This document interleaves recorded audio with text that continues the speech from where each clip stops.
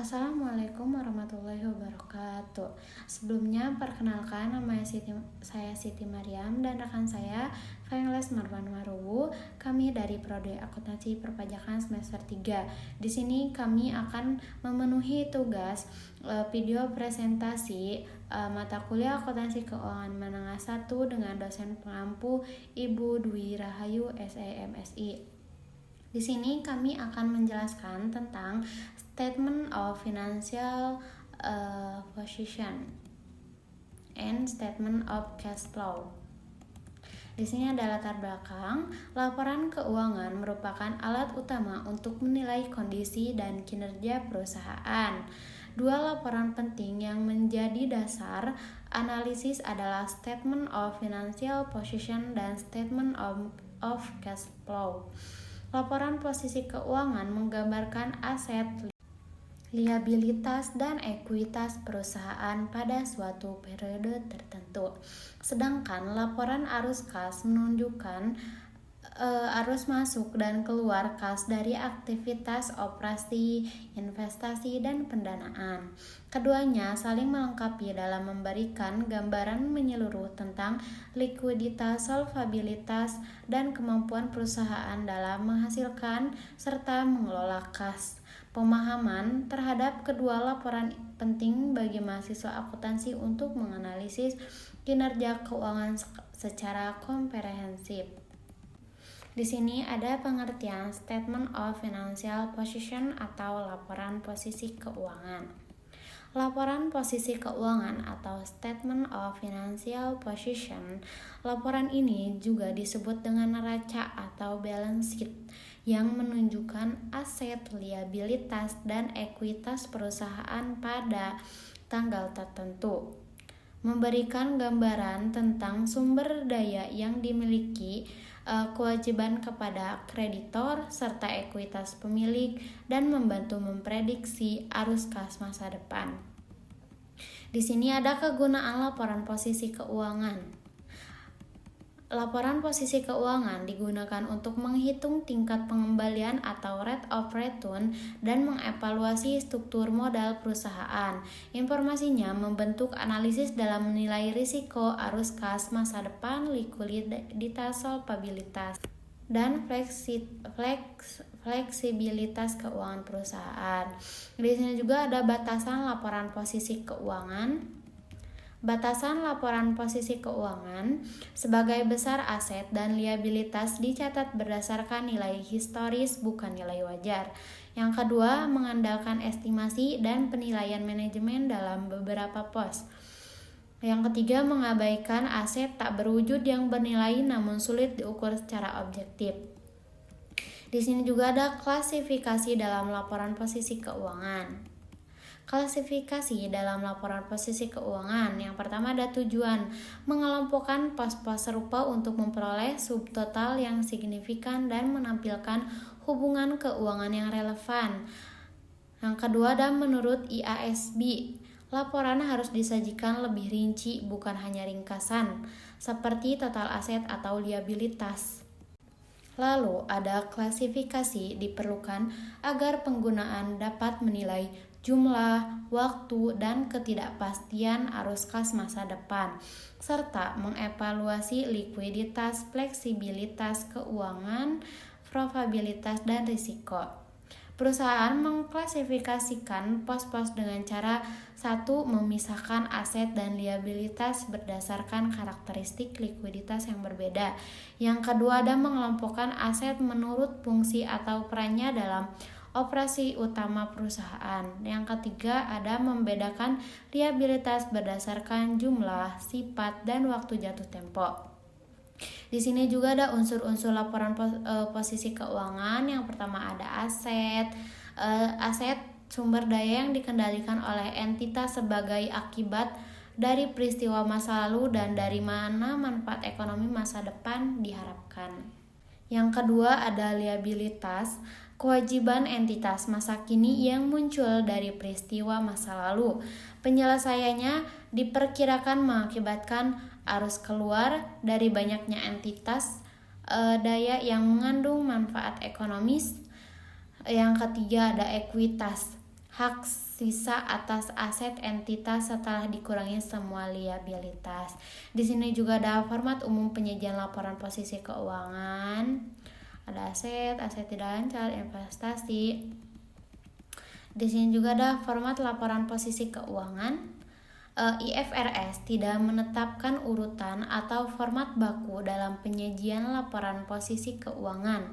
Perusahaan dapat menyusun laporan dengan yang pertama ada aset, ekuitas, liabilitas atau aset lancar, aset tidak lancar, lalu liabilitas jangka pendek, jangka panjang. Umumnya, perusahaan juga mengungkapkan akun kontrak seperti akumulasi penyusutan dalam catatan atas laporan keuangan. Dua bentuk penyajian yang umum digunakan, yang pertama ada bentuk akun atau akun from, yang kedua ada bentuk laporan report from. Lalu selanjutnya pengertian laporan arus kas atau statement of cash flow account dijelaskan oleh rekan saya Marwan. Baik, sekarang kita masuk pada slide ke-7, yaitu tentang pengertian laporan arus kas. Laporan arus kas yaitu menyajikan arus kas masuk dan keluar dari aktivitas operasi, investasi, dan pendanaan dalam periode tertentu. Kedua, kas mencangkup uang tunai, rekening giro, dan dana di lembaga keuangan. Ketiga, setara kas adalah investasi jangka pendek, sangat liquid dengan jatuh tempo lebih kecil 3 bulan dan risiko perubahan nilai sangat kecil. Adapun tujuannya untuk menunjukkan kemampuan perusahaan menghasilkan dan menggunakan kas. Yang terakhir, berdasarkan PSAK 2 revisi 2009 yang mengadopsi IFRS, laporan arus kas merupakan bagian wajib dari laporan keuangan setiap periode. Nah, di sini ada tujuan laporan arus kas. Tujuan laporan arus kas yang pertama, memberikan informasi relevan tentang penerimaan dan pengeluaran kas perusahaan selama satu periode. Mencangkup ada 4 bagian. Yang pertama, bagian A, arus kas dari operasi. Bagian B, transaksi investasi. Bagian C, transaksi pendanaan. Bagian D, kenaikan atau penurunan kas bersih. Manfaatnya yaitu membantu investor, kreditor, dan pihak lain menilai perubahan pada sumber daya likuid perusahaan, menjawab pertanyaan utama, yaitu dari mana kas berasal dan untuk apa kas digunakan, dan yang ketiga, berapa perubahan saldo kas selama periode tersebut. Nah, di sini ada arus kas dari aktivitas operasi, operating activities, yaitu aktivitas operasi merupakan aktivitas utama penghasil pendapatan perusahaan, principal revenue producing activities, mencerminkan arus kas dari kegiatan operasional sehari-hari perusahaan. Contoh arus kas dari aktivitas operasi. Yang pertama, penerimaan kas dari penjualan barang dan jasa. Bagian B, penerimaan kas dari royalti, komisi, dan pendapatan lain tunai. Bagian C, pembayaran kas kepada pemasok barang dan jasa. Bagian D, pembayaran kas kepada karyawan. Bagian E, pembayaran atau restitusi pajak penghasilan non-investasi dan non-pendanaan. Bagian yang terakhir yaitu arus kas dari kontrak perdagangan atau jual beli. Baik, sekarang kita masuk pada slide ke-10, yaitu tentang arus kas dari aktivitas investasi. Aktivitas investasi merupakan perolehan dan pelepasan aset jangka panjang serta investasi non-setara kas. Mencerminkan arus kas terkait sumber daya yang digunakan untuk menghasilkan pendapatan dan arus kas di masa depan. Contoh arus kas dari aktivitas investasi: penerimaan kas, adanya penjualan aset tetap, penjualan investasi atau surat berharga, penagihan pinjaman jangka panjang atau pokok, penjualan aset lain untuk produksi. Terus adapun pengeluaran kas yaitu pembelian aset tetap, aset tak berwujud, dan pengembangan yang dikapitalisasi. Yang kedua, pembelian investasi jangka panjang atau instrumen keuangan. Ketiga, pemberian pinjaman kepada pihak lain. Yang terakhir, pembayaran untuk aset produktif lain, misal hak paten. Baik, sekarang kita masuk pada slide ke-11, yaitu tentang arus kas dari aktivitas pendanaan. Aktivitas pendanaan merupakan aktivitas yang mengubah besaran dan komposisi modal dan ekuitas perusahaan. Contoh arus kas masuk. Adapun penerbitan saham atau instrumen modal lain, penerbitan wesel, obligasi atau surat hutang hipotek. Adapun pinjaman dari pihak lain, dan contoh arus kas keluar yaitu pembayaran dividen atau distribusi lain kepada pemilik. Kedua, pembelian kembali saham perusahaan, atau yang ketiga pelunasan pokok pinjaman, dan yang terakhir yaitu pembayaran kas terkait kewajiban sewa pembiayaan. Catatan penting, pelunasan bunga diklasifikasikan sebagai aktivitas operasi. Kedua, arus kas dari jual beli surat berharga untuk perdagangan atau operasi, sedangkan untuk investasi jangka panjang adalah investasi. Adapun metode pelaporan arus kas, ada metode laporan arus kas secara langsung dan secara tidak langsung. Nah, kita bahas sekarang metode langsung, yaitu menunjukkan penerimaan dan pengeluaran kas dari setiap komponen laporan laba rugi. Lebih disukai PSAK karena fokus pada arus kas pada laba akrual, lebih informatif. Dapat diperoleh dari adalah catatan akuntansi perusahaan, penyesuaian penjualan, harga pokok penjualan, dan pos laba rugi lain dengan perubahan persediaan, piutang, hutang, dan pos bukan kas. Adapun metode tidak langsung yaitu memulai dari laba rugi bersih, kemudian disesuaikan dengan pendapatan dan beban non-kas, misal depresiasi, amortisasi, dan penyisihan ragu-ragu. Bagian B yaitu keuntungan atau kerugian dari aktivitas investasi atau pembiayaan, misal jual aset tetap, obligasi. Bagian C, perubahan aktivitas dan kewajiban lancar yang mempengaruhi kas. Adapun format dasar laporan arus kas. Nah, di sini kita bisa lihat bagaimana format laporan arus kas.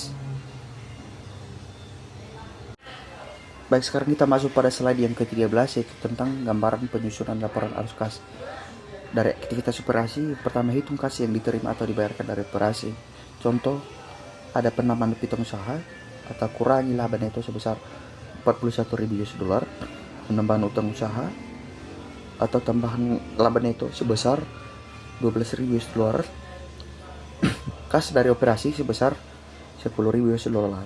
Aktivitas investasi atau pendanaan yaitu tentukan kas masuk atau keluar dari pembelian atau penjualan aset dan modal. Yang ketiga, perubahan kas bersih. Yang keempat, hitung kenaikan atau penurunan kas selama periode. Yang kelima, rekonsiliasi kas. Yang terakhir, cocokkan perubahan kas dengan saldo kas awal dan akhir periode. Nah, adapun di sini bentuk laporan arus kas. Boleh kita lihat di sini bagaimana bentuk laporan arus kas. Ada kas dari aktivitas operasi, ada arus kas dari aktivitas investasi, dan arus kas dari aktivitas pendanaan. Maka kita catat ada kenaikan bersih kas, ada kas pada awal tahun dan kas pada akhir tahun.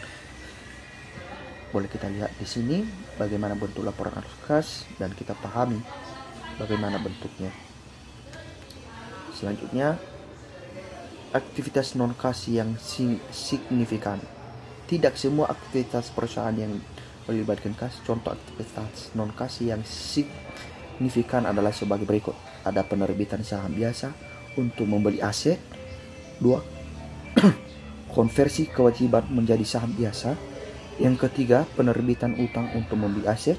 Yang keempat, pertukaran aset jangka panjang. Masuk kita pada kesimpulan. Laporan posisi keuangan neraca menyajikan aset, liabilitas, dan ekuitas perusahaan pada suatu tanggal tertentu, membantu memprediksi jumlah, waktu, dan ketahanan arus kas di masa depan. Sedangkan laporan arus kas menunjukkan arus kas masuk dan keluar dari kas dan setara kas, memberikan dasar bagi pengguna untuk menilai kemampuan perusahaan dalam menghasilkan dan menggunakan kas. Laporan arus kas digunakan manajemen untuk mengevaluasi operasi, merencanakan investasi dan pendanaan, serta oleh kreditor dan investor untuk menilai likuiditas dan potensi keuntungan perusahaan. Arus kas dari aktivitas operasi mencerminkan kegiatan utama perusahaan dalam menghasilkan pendapatan seperti penerimaan kas dari penjualan barang atau jasa. Baik, cukup sekian hasil presentasi dari kami dari kelompok 4. Intinya apapun materi yang kami sampaikan pada hari ini, semoga teman-teman bisa menyimak dan bisa memahami sehingga bisa bermanfaat bagi kita dan bagi kami juga, dan sehingga menjadi bekal kita di masa-masa yang akan datang. Mungkin kami dari kelompok 4 mungkin banyak kelemahan dan kekurangan kami dalam menyampaikan hasil presentasi kami pada hari ini. Kami meminta maaf sehingga kelemahan dan kekurangan bisa dimaklumi. Akhir kata saya ucapkan terima kasih. Assalamualaikum warahmatullahi wabarakatuh.